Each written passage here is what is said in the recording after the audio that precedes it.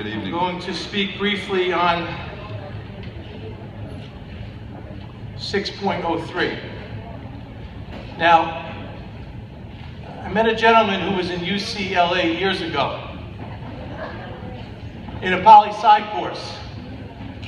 And the laughing joke out in California in a political science class, of course, was Hudson County.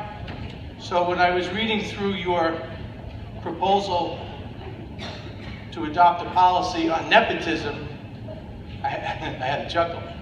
Nepotism is Jersey City's middle name, unfortunately. That's what brought the state of New Jersey here in 1989, allegedly. And here we are in 2016, and they're still here. So with the state, nepotism reigns supreme. I don't care if the mayor runs the schools or if the governor runs the schools, and any mayor. It could be John Smith and Mayor Bill Thompson, Governor Bill Thompson. Nepotism is always going to work its way into a school board. That's the politics of this beast of school boards in the United States. It's a very, very politically charged atmosphere. But when I read this, I wondered, who wrote this? Is it this nut Donald Trump? Because this sounds like a policy I'd see at the Republican convention, those charades on television that they call debates. So I don't know who wrote this. I have a hunch I know who did, but I reached out to the board president, who I haven't spoken to in months, but she did remember who I was, and she said, I didn't know anything about it, which is what I expected her to say. So all I'm saying is if you didn't see the policy, or you don't know of the policy, table it, or discuss it, or put your heads together and find out who wrote it. I think you know who wrote it. Because it's very oppressive, and very, well, we'll just leave it at that, you know. Montclair, a lot of districts around the state, and you know, you just want to squash democracy, and that's what you do.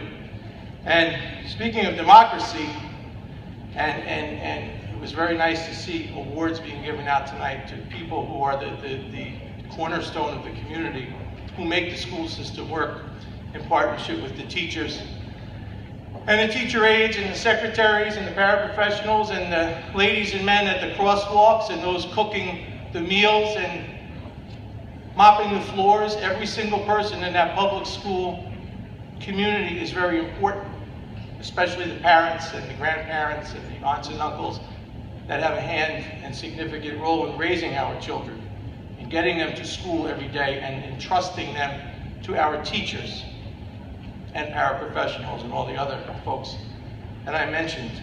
But in speaking to Ms. Thorpe, who most of you know, Tina Thorpe works with me,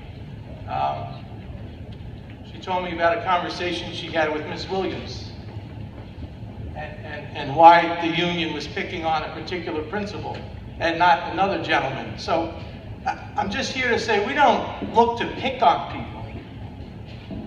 But when the curriculum is not followed, and the whole wheel is reinvented, and staff that bust their backs to make the building what it is, and I have people that are in a building drinking, going to employee assistance programs, and popping pills, and vomiting, and calling the union office, and going to hospitals.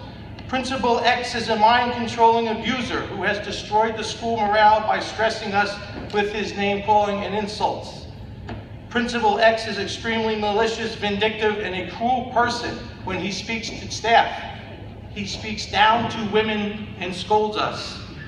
15 years, and I must say the time I have spent working under the administration of Principal X has been the worst in my entire career. I could go on and on. Now, I reached out to Dr. Wins yesterday, and I alerted him that I was coming here.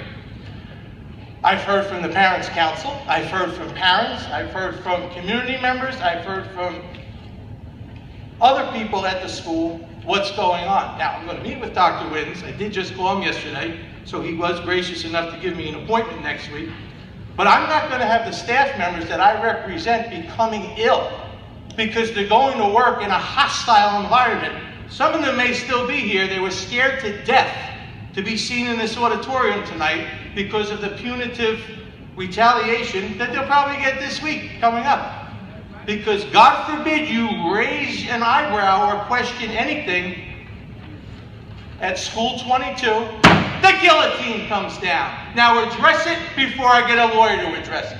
Amen.